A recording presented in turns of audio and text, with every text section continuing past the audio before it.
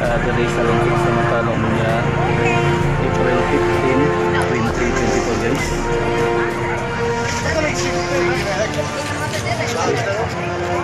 Okay mga guys,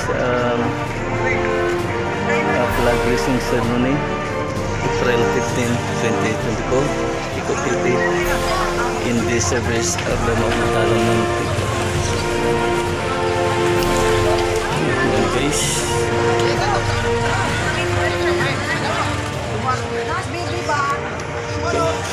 Mauni lang received ceremony dire sa lungsod sa Matalong guys.